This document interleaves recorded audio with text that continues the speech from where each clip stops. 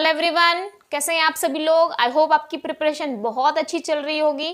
देखिए, कोई भी एग्जाम्स को क्रैक अगर आपको करना है तो सबसे ज़्यादा आपको ये फॉलो करना पड़ेगा कि उसमें टाइम टेबल क्या है। देखिए, आप कितना भी मेहनत कर लो, लेकिन जब तक आप एक प्रॉपर शेड्यूल, प्रॉपर प्लानिंग के साथ में अगर काम नहीं करेंगे तो आपको सक्सेस जल्दी नहीं मिलेगी, लेट मिलेगा। लेकिन ठीक है, और उतना हमारे पास टाइम नहीं है क्योंकि ये बैंकिंग का एग्ज़ाम ऐसा एग्ज़ाम नहीं है जिसके अंदर की कोई एज बार नहीं है।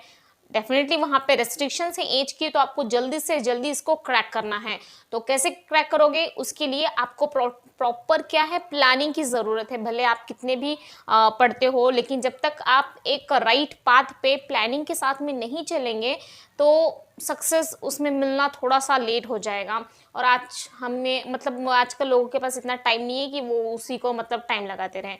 तो मेन पॉइंट पे आते हैं। तो बात हमारी ये है कि आपको एक रेगुलर, एक अच्छा सा वहाँ पे शेड्यूल होना चाहिए, एक प्रॉपर प्लानिंग होनी चाहिए। देखिए, अब वो जो मैं बताने जा रही हूँ वो प्लानिंग सभी के लिए है, सभी के लिए इन द सेंस कि मतलब अपने हिसाब से फिर आप उसको चेंज कर सकते हैं।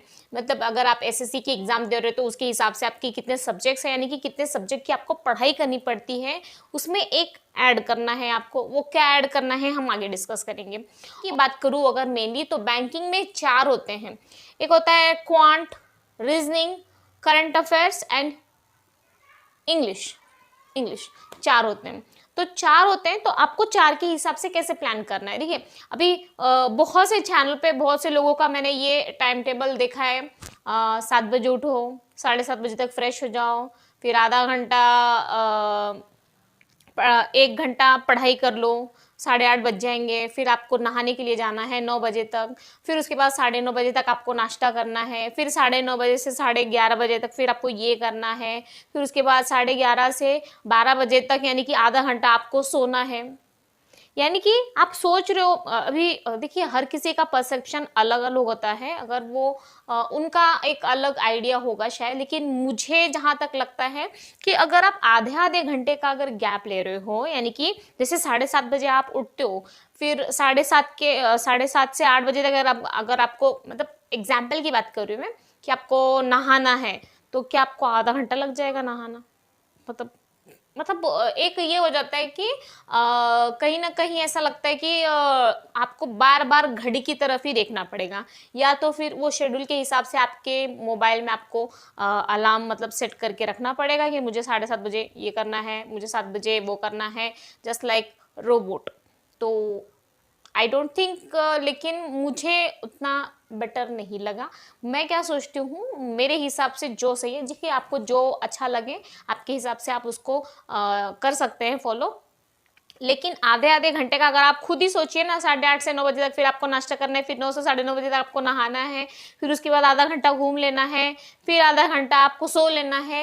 यानी कि आपका, और सबसे इसके अंदर नुकसान सबसे बड़ा ये, देखिए आप करेंगे इसको, मैं नहीं बोल रही कि किसी कोई फॉलो नहीं करता है, जिस किसी ने किया है फॉलो उनसे आप जाके पूछिएगा, या फिर आप शायद खुद ने फॉलो किया होगा, आप खुद पे उसको अप्लाई करके देखिएगा कि है कि नहीं। मतलब 8 दिन तक आप उसको कर पाओगे, लेकिन उसके बाद उसको आप फॉलो नहीं कर पाओगे, क्योंकि कहीं ना कहीं वो एक आपके बर्डन जैसा लगेगा कि आपको फिर से घड़ी देखनी है, फिर उसको करना है। और कहीं गलती से अगर आपको आधे घंटे सोना है 12 से 1 बजे तक, या फिर 12 से 12:30 बजे तक आपको सोना है, और गलती से आपको ज़्यादा नींद आ गई, या फिर आपने 12:30 बजे अलार्म लगाया था उठने के लिए लेकिन आप उठ गए, लेकिन उठने के बाद भी अगर आप पढ़ाई करने के लिए बैठे हैं, लेकिन फिर भी आपका मन लग रहा है कि मुझे सोना है, मुझे सोना है, मतलब ऐसे होता है ना एक मोमेंट जहाँ पे आपको बहुत जल्दी मतलब जोर से नींद आती है और आपका मन कहीं नहीं लगता है, तो उस पढ़ाई का क्या मतलब है। अब पता नहीं, लेकिन ये मुझे बिल्कुल भी सही नहीं लगता ये टाइम टेबल। तो मेरे हिसाब से एक प्रॉपर, एक आइडल रूटीन क्या होना चाहिए, मुझे ऐसा लगता है कि, और सबसे इम्पोर्टेंट ये है कि उसके अंदर अगर आपका एक भी जो शेड्यूल है, जो आपका टाइम टेबल है, थोड़ा सा बिगड़ गया ना, तो आगे का भी आपका जो पूरा प्लान है आपका मूड ऑफ हो जाएगा, है कि नहीं। जैसे हम एग्जाम में जाते हैं तो हमारा पहला ही पेपर अगर खराब हो गया मतलब अच्छे से नहीं गया, जितना हमने सोचा था उतना अच्छा नहीं गया, तो आगे के पेपर में भी हमारा मूड, जो माइंड है वो डिस्टर्ब हो जाता है, मूड ऑफ हो जाता है, खराब हो जाता है, तो हम उतना अपना 100% नहीं दे पाते हैं। तो सिमिलरली यहाँ पर भी होता है, आप 8 से 10 बजे तक सो गए, आप उठे ही नहीं, या फिर आपका उठने का मन ही नहीं किया, बाई चांस कुछ, और गलती से अगर आप आधे घंटे के लिए घूमने गए थे, कोई फ्रेंड्स मिल गया, आपको कहीं जाना पड़ गया, किसी ने कुछ बोल दिया, मम्मा ने पापा ने कुछ काम कर दिया, बोल दिया, तो आपको करना ही पड़ेगा, तो उसके लिए टाइम लग गया, तो आगे का आपका जो पूरा शेड्यूल है वो गया पानी में, आपका मूड ही नहीं करेगा कि हम उसको फॉलो करेंगे। तो it's your choice, ball is in your court. तो मुझे बिल्कुल भी ये मतलब ठीक नहीं लगता है। तो मेरे हिसाब से अब वो मेरा टाइम टेबल क्या है, ठीक है जाने दीजिए, मेरा टाइम टेबल क्या है। तो मुझे क्या लगता है कि देखिए, अगर आपके 4 सब्जेक्ट हैं, बैंकिंग की अगर बात की गई तो मैंने ऑलरेडी बता दिया कि 4 है, तो अगर आपके 4 सब्जेक्ट्स हैं तो आपको स्टार्टिंग से, और ये जो प्लान है आपको डेफिनेटली, मतलब काश मुझे पहले ही किसी ने बता दिया तो बहुत बहुत मतलब अच्छा हो जाता। तो ये जो प्लान है वो हर किसी के लिए है, और डेफिनेटली इससे आपको सक्सेस ज़रूर नहीं मिलने वाली है। क्यों? क्योंकि 4 सब्जेक्ट्स हैं हमारे, और हम और एक ऐड करने वाले हैं। वो क्या ऐड करेंगे? हम मॉक टेस्ट ऐड करने वाले हैं, ठीक है। तो 4 सब्जेक्ट के हिसाब से अगर आप 2-2 घंटे देते हो तो 8 घंटे, फिर मॉक टेस्ट, यानी कि 5 सेक्शन है और सबको हमको इक्वल टाइम देना है, ठीक है। आप अगर खुद से भी पढ़ाई कर रहे हो तो हर एक जो सब्जेक्ट्स है वो इक्वल इम्पॉर्टेंट है हमारे लिए, क्योंकि आप भले क्वांट में 35 में से 35 लेके आओ, लेकिन अगर आपने इंग्लिश में कट ऑफ नहीं पार किया तो आपका कुछ मतलब फायदे नहीं है ना उसके अंदर, ठीक है। तो मेरे कहने का मतलब है कि हर एक जो सब्जेक्ट्स हैं उसको आप इक्वली इम्पोर्टेंस दीजिए, क्योंकि हर एक सब्जेक्ट की वैल्यू बहुत है। ये नहीं कि कॉन्ट्स मुझे बहुत अच्छा लगता है तो मैं दिन भर कॉन्ट करती रहूंगी, या 5 घंटे कॉन्ट को दे दिया और इंग्लिश को 1 घंटा दे दिया और जीए को आधा घंटा दे दिया, ऐसा नहीं करना है आपको। नहीं तो बाद में फिर एग्जाम में भी वो पेपर आपके साथ में वैसे ही करने वाले, कॉन्ट आपको सबसे ज्यादा मार्क्स दे देगा, जीए कम से कम मार्क्स दे देगा, ऐसा हो जाएगा। मतलब जिसको आपको समझ में आया ना, जैसी करनी वैसी भरनी। तो हर एक सब्जेक्ट को इक्वली इंपॉर्टेंस दो, ताकि आपका हर एक सब्जेक्ट स्ट्रॉन्ग हो सके, स्ट्रॉन्ग नहीं तो नहीं, कम से कम एवरेज तो हो सके, ठीक है। और आपका जो हर एक सेक्शन है वो क्लियर हो जाए उसके अंदर।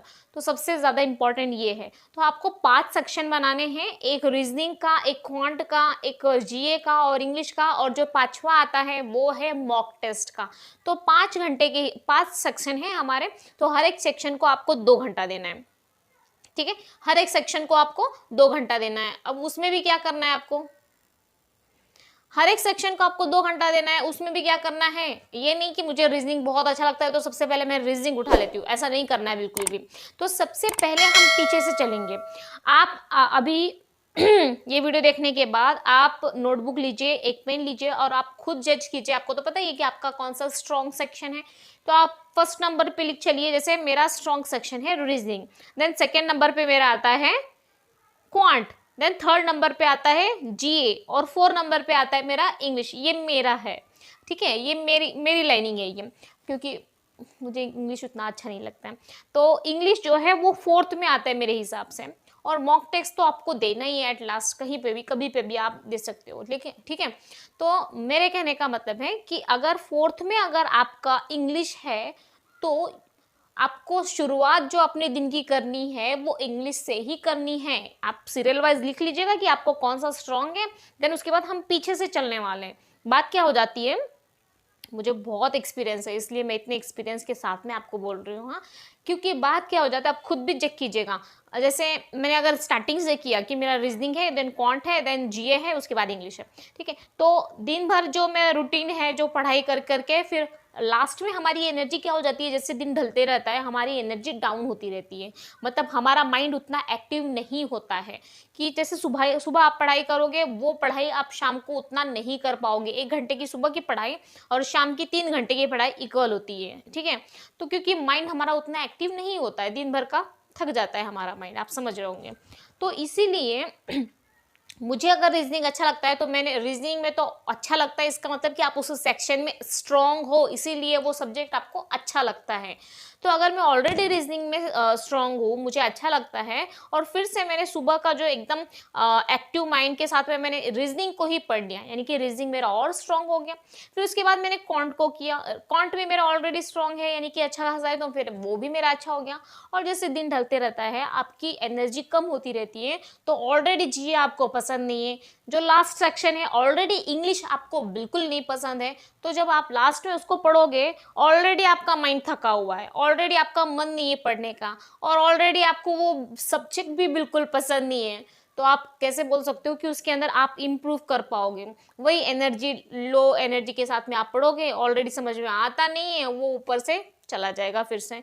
इसका मतलब कि जो भी सब्जेक्ट, समझ में आया ना मैंने क्या बोला? हाँ, तो जो सब्जेक्ट आपको बिल्कुल नहीं पसंद है ना, तो दिन की शुरुआत आपको उसी से करनी है, और ये कब होगा? जब आप थोड़ा सा हिम्मत करना बस। हाँ, थोड़ा 2-4 दिन आपको अच्छा नहीं लगेगा, अरे ये क्या उठा लिया, क्या उठा लिया, सुबह सुबह दिमाग खराब हो गया, ऐसा, क्योंकि अच्छा तो लगता नहीं है। लेकिन उसके बाद जब आपको समझने आने लगेगा, तो उसके बाद वही सब्जेक्ट आपको अच्छा लगने लगेगा, क्योंकि बाद जो चीज़ें हमें समझ में आती हैं वही हमें चीज़ें अच्छी लगती है, और वो हमारा स्ट्रॉन्ग पॉइंट बन जाता है। तो यही कहने का मतलब है। आई होप आपको ये वीडियो अच्छा लगा होगा, एंड सब्सक्राइब ज़रूर करना अगर वीडियो अच्छा लगा तो 2-2 घंटे आपको हर एक सेक्शन को देना है। 5 सेक्शन है हमारा, लास्ट में जो आएगा वो मॉक टेस्ट दे दीजिएगा आप, ठीक है? तो 5 सेक्शन को आपको 2-2 घंटे देना है हर किसी को। जो आपका सबसे इंटरेस्टिंग होगा ना, वो रीजनिंग है या कॉन्ट है, आपके बेसिस पे वो सबसे लास्ट में करना। वो बात क्या हो जाएगी, जैसे मुझे रीजनिंग अच्छा लगता है, तो मुझे रात के 12 बजे भी अगर बैठा देंगे कि रीजनिंग के आपको क्वेश्चन सॉल्व करने हैं, 2 घंटा बैठना है, तो मैं बहुत अच्छे से खुशी खुशी बैठ जाऊंगी, ठीक है? तो सबकी बात यही होती है, सब मतलब हर किसी के साथ ऐसा ही होता है।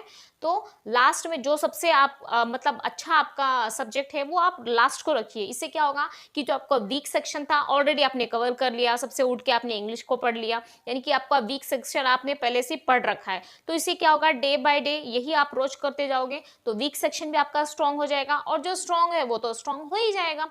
इसका मतलब आप मतलब और कहीं ना कहीं आप में कॉन्फिडेंस भी आ जाएगा, अरे इंग्लिश तो मुझे आता ही नहीं था, अभी मुझे ये भी आ रहा है, मुझे सिनोनिम्स भी आ रहे हैं, पढ़ेंगे तो डेफिनेटली आएगा। ऐसी कोई चीज़ नहीं है जिसमें आप हार्डवर्क ना करो और वो सक्सेसफुल ना हो पाए, ठीक है? दुनिया की ऐसी कोई भी चीज़ नहीं है, मैंने ऑलरेडी इस पर वीडियो बना दी है, ठीक है? तो लेकिन शर्त यह है कि उसको कंटिन्यूअसली करना पड़ता है। अगर एक दिन में आपको बॉडी बनानी है, तो एक दिन में तो वो कितना भी 24 घंटे भी आप करोगे तो आपकी बॉडी नहीं बनेगी, ठीक है? आपको वो कंटिन्यूअसली करना पड़ेगा, तो आपकी बॉडी बन जाएगी। मतलब एक एग्जाम्पल के तौर पे तो ये सब कुछ पॉसिबल है, लेकिन आपको कंटिन्यूस उस पर काम करना है। तो डेली अगर आप कंटिन्यूअसली एक्टिव माइंड के साथ में अगर आप इंग्लिश पढ़ोगे, तो इंग्लिश भी आपका अच्छा हो जाएगा, जो भी सेक्शन आपको जिससे डर लगता है।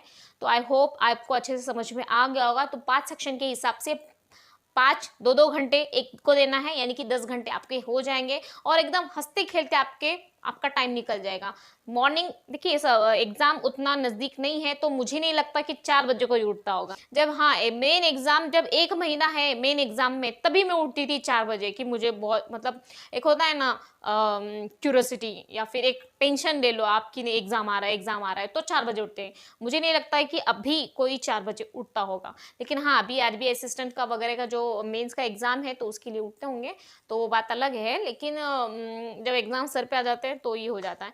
तो 6 बजे भी अगर आप उठते हो, तो 6 से 8 2 घंटा एक सब्जेक्ट कर लिया, फिर उसके बाद 10 से 12 2 घंटा दूसरा सब्जेक्ट कर लिया, फिर उसके बाद 2-2 घंटे का गैप देके आपको करना है। कहता है कि 2 घंटे में आप कुछ भी कर सकें।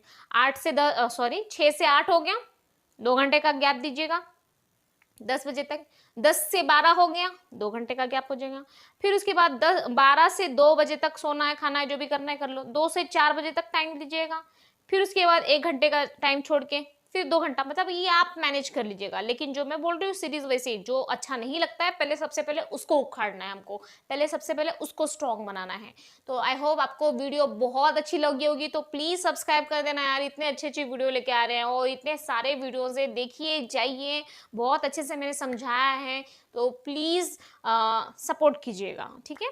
तो थैंक्स फॉर वॉचिंग, मिलते हैं अगले वीडियो में। Till then take care, bye bye, God bless you all, जय हिंद, जय भारत, टाटा, बाय बाय।